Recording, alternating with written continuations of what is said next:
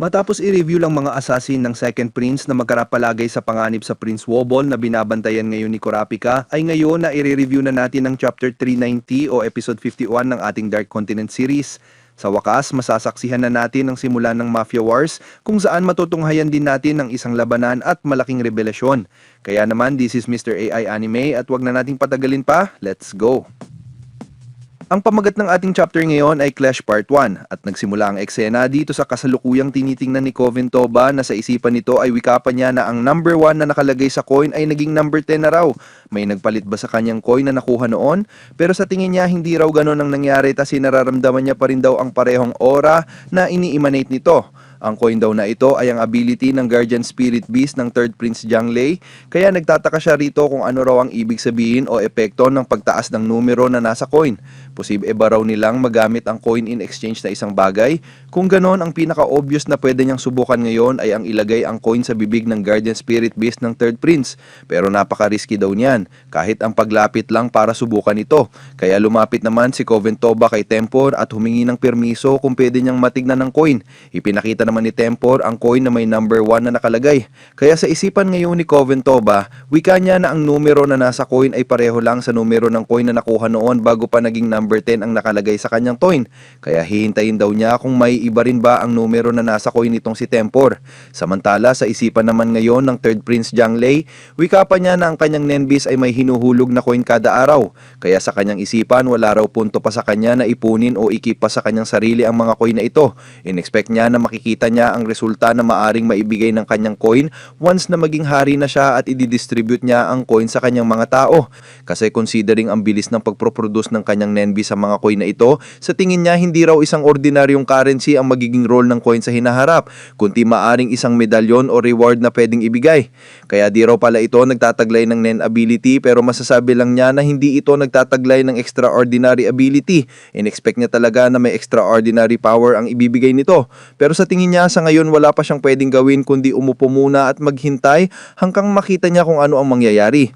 Ang kutob niya rito magbibigay ang coin ng epekto sa bawat citizen na bibigyan nito. Pero sa ngayon hindi pa nagagamit ang purpose o ability ng coin. It seems na hindi rin nagagamit ang coin bilang isang useful na bagay para sa succession contest na ito.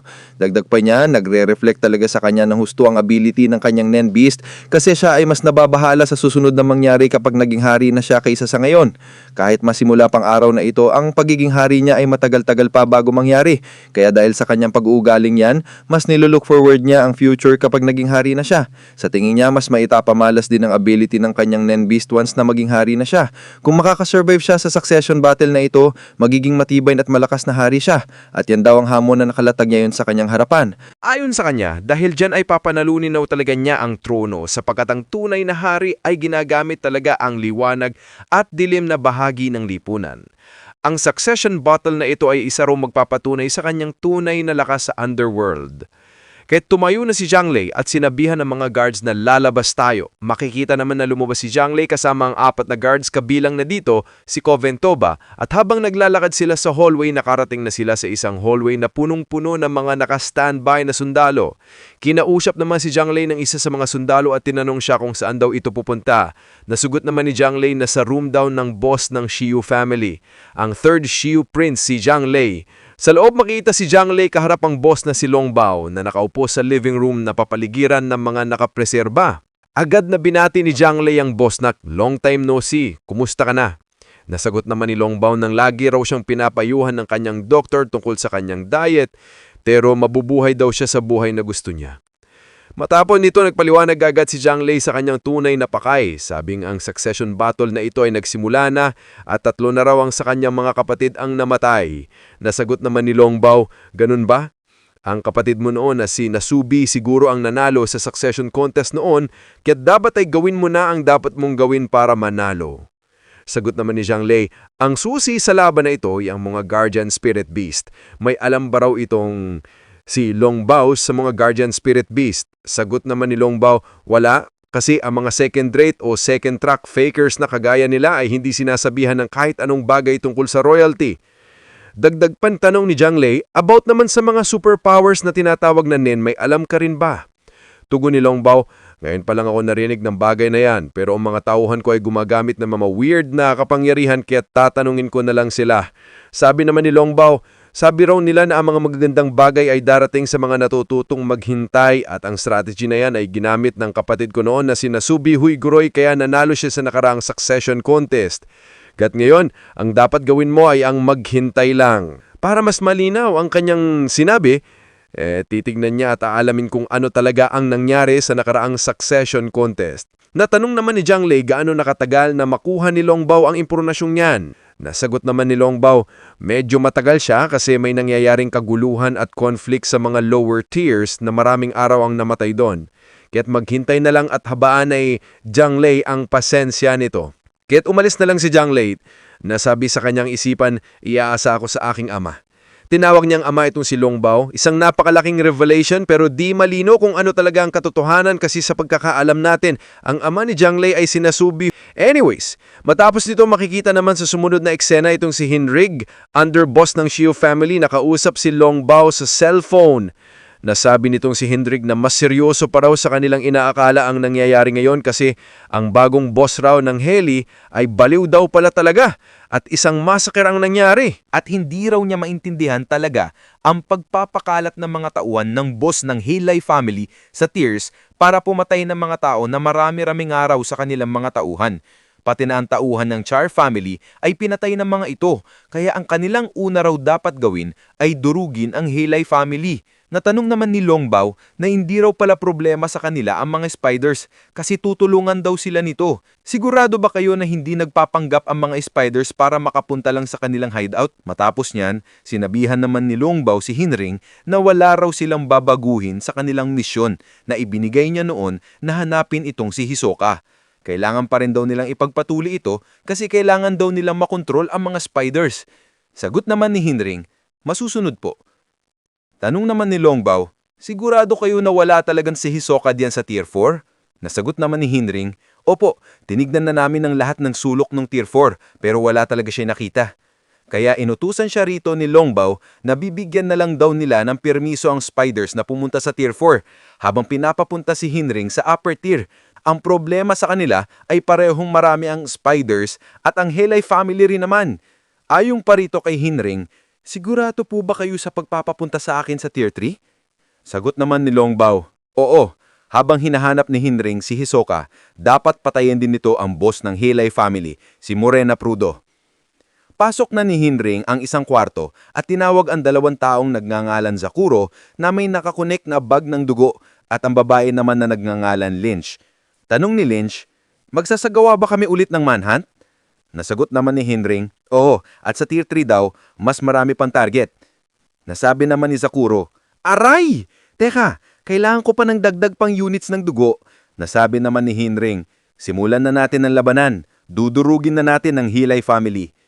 Matapos niyan, makikita ang passageway papunta sa Tier 3, kung saan ay may nakastandby na sundalo. Nilapitan ni Hinring ang isa at binigyan ng pera dahil pupunta raw sila sa taas. Sabi naman ng sundalo, isang labanan? Sabi naman ni Lynch, oo. Sabi pa ng sundalo, medyo kumalma na raw ang Tier 3 pero ang Helay family ay nagwawala pa rin kaya dapat may gawin sina Hinring sa lalong madaling panahon. Sabay pinapunta na nila sina Hinring sa Tier 3. Natanong naman ni Lynch, sino ba sa tingin ng sundalo ang kanilang inuutusan? Nasagot naman ni Hinring, the more. Kasi mas nasa taas na tier sila, mas gusto ng sundalo na maging maayos ang status sa tier na kanilang binabantayan. Sabay sabi pa ni Hinring, magsimula raw sila sa unang plano para mahanap si Hisoka. Sagot naman ni Sakuro, oh, at thankfully, di gaano kadami ang mga pao rito sa Tier 3, unlike sa Tier 4. Natanong pa ni Sakuro, saan ba kaya nila gagawin ang planong ito para mahanap si Hisoka? Sabi ni Sakuro, gagamitin namin ang kanyang ability sa planong yan at di naman namin nilulook forward ang paggawa nito. Maya-maya pa, may 2 taong nakapansin sa pagdating ni Hinring. Sabi ng isang lalaki, nandirito na raw ang CEO, sabihan mo ang boss. Sagot naman ng babae, masusunod po. Dito naman kay Hinring, sinabihan ni Hinring si Lynch na may couple daw sa burger shop at 9 o'clock ang location at nakatingin daw sila sa kanila. Nasabi naman ni Lynch, masusunod po, posibleng lookouts ang mga yan. Kaya inutusan na sila ni Hinring na puntahan ang 2 at simulan ang pagtatanong sa lalaki. Kaagad nilang nilapitan ang lalaki nang sabi, "Pwede bang magtanong?" Sagot ng lalaki, "Oh, sure, pero sa tingin ko may paki sa inyo ang lalaking nasa likuran nyo." Matapos masabi ng lalaki, napansin naman ni Sakuro ang lalaki na nasa kanyang likuran at bigla siyang inatake ng kutsilyo, mga kaibigan. At tinamaan talaga ang leeg ni Sakuro, kaya kaagad hinawakan ni Sakuro ang kanyang leeg. At naalerto naman dito si Lynch sapagkat nagsimulang lumabas ang dugo sa leeg ni Sakuro. Maya-maya pa ay nilapitan naman si Lynch ng lalaki at diretsong sinipa sa kanyang sikmura at makikita na nagsimula na nga ang gulo.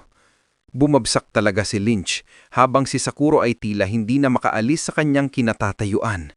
Makikita naman itong dalawa na kalmado lamang. Pero dito sa parte naman ni na Hinrig, makikita itong babae na sinusundan pa rin na si Hinrig. Sabi pa nitong babae na may time pa raw itong si Hinrig na lumapit sa kanya habang ang mga kaibigan nito ay pinagpapatay na. Nasabi naman ni Hinrig, "Huwag kang mag-alala, alalahanin mo ang sarili mo." Tanong naman ng babae, "Di ka pa babalik doon?" Sagot naman ni Hinrig, "Dalhin mo lang ako sa iyong boss at bubuhayin kita." Maya-maya pa ay pumasok na ang babae sa isang gyong daanan na sabi pa nito, "Tulad ng bad para rito." Kay Hinrig, sinabi niyang ang mga sundalo ay kaya nilang i-ignore ang komoson sa loob lamang ng gyong. Pero kung sasaktan nila ang isang sibilyan sa gitna ng maraming tao na nakikita sa public, aarestuhin daw talaga ng mga sundalo sina Hinrig. Kahit ang sundalo nila ay masasabing kaibigan pa ng mga mafia. Kaya dapat ay tumakbo itong underboss na si Hinrig gaya ng ginagawa ng mga normal na tao para makasurvive. Sinabihan na ni Hinrig ang babae habang papalis na ito, "Sabihan mo ang boss mo na tatanggapin namin ng hamon. Masyado ng maraming rules ang sinira ng boss nyo." Habang sa isipan naman ni Hinrig ay sila ay mga miyembro ng mafia family at instead ay civilian ang nakalagay. Mga kaibigan, civilian lamang sila. Kaya itong nangyaring massacre at killing spree na ginagawa ng Hailey family ay pansarili lang daw pala nila ito. Hindi dahil sa agawan ng teritoryo o pera ang layunin ng mga ito para pumatay ng maraming tao. Matapos na naibalik kay Lynch, nasabi pa nitong lalaki, "Miyembro ka ng CU?" Sagot naman ni Lynch, "Ayaw mo bang tulungan ng iyong kaibigan?" Nagpataka naman ito sa lalaki. Nang maya-maya pa sa kanyang paglingon, may napansin siyang kakaiba. Ang dugo mula sa leeg ni Sakuro kanina ay nagsimulang dumikit at bumalot sa katawan ng umatake sa kanya. Makikita si Sakuro na parang wala lang sa kanyang sugat, mga kaibigan. Maya-maya pa ay inangat na niya ang lalaki at hinampas sa sahig, dahilan na nabitawan nito ang kutsilyo. Sabi naman ni Sakuro, "Salamat kasi kinakailangan ko pa raw ng tapang para sugatan ang sarili ko."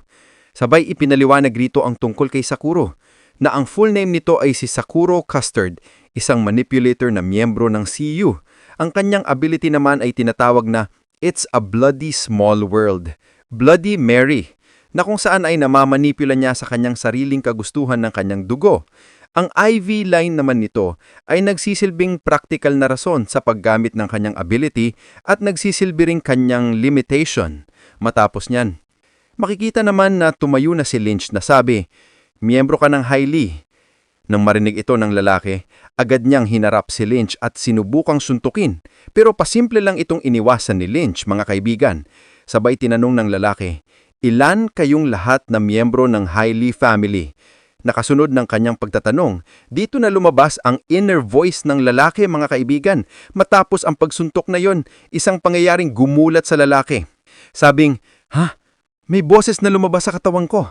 Matapos niyan, tinanong muli ni Lynch ang lalaki, "Ilan ang may ability sa inyo at sabihan mo ako kung ano ang kanilang ability?" Na matapos ang kanyang pagtatanong na yon, dito na pinaulanan ni Lynch ng suntok ang lalaki. Sa kanyang bawat suntok ay lumalabas ang mga boses o inner voices mula sa katawan ng lalaki. Mga boses na sumasagot sa mga tanong ni Lynch. Ayon sa mga boses na yon, hindi raw alam ng lalaki kung ilan silang lahat. Ang boss daw ng Hailey family ang nagbibigay sa kanila ng ability at may kondisyon daw para ma-activate ito. Ang pagpatay ng tao na nagsisilbing paraan para maging official member ng kanilang grupo. Ang ability naman ni Lynch ay tinatawag na mindfulness, body, and soul. Kung saan kapag tinamaan niya ang target matapos niya itong tanungin, ang inner voice ng target ay kusang sasagot sa kanyang tanong at lalabas sa bawat physical attack na ibinibigay niya. Ang mga inner voice na yon ay hindi naririnig ng ibang tao. Maya-maya pa'y luhapit si Hinrig sabay sabing, "Tapos na tayo rito. Babalik na tayo." Tanong naman ni Lynch, "Kakasimula pa lang natin, di ba?" Sagot ni Hinrig, Mga civilian daw ang mga to. Sabi naman ni Lynch, well, hindi sila mukhang civilian based sa mga katawan nila. Nagdagdag pa si Hinrig. Sa papel, mga civilian daw sila. Nakalusot sila sa Justice Bureau at di nagpainit bilang mga miyembro ng mafia. Pwede namang mag-adjust ng military sa kasong ito pero magiging komplikado na kaya aalis na lang tayo. Sabi pa ng isang sundalong kasama nila ni Hinrig. Medyo grabe lang ang ginawa ng mga to pero self-defense lang naman ang ginawa ni Lynch. Kaya palaalagpasin na lang namin ito pero kailangan yung umalis dito sa Tier 3. Kapag nakita ulit namin ang buha nyo, aarestuhin na namin kayo.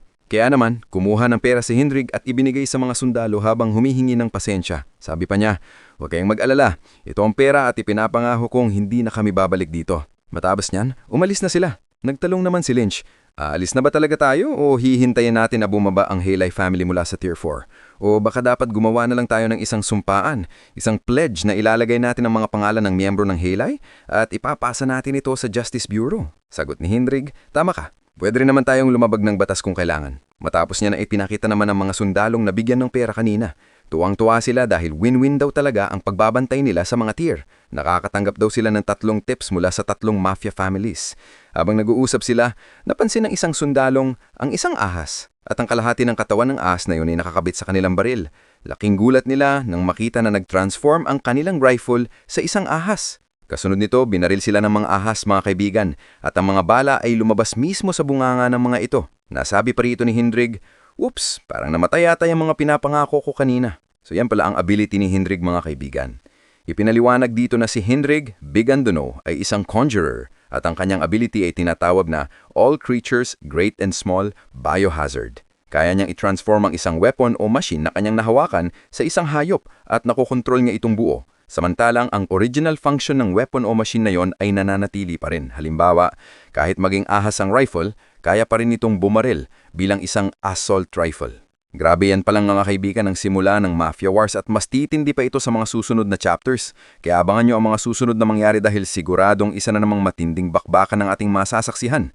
Kaya dito muna tayo magtatapos ng video sa last panel na to. Kung nagustuhan nyo na video, you can leave a like, comment, and subscribe for more videos like this. Maraming salamat. This is Mr. I Anime, and see you guys again on my next video.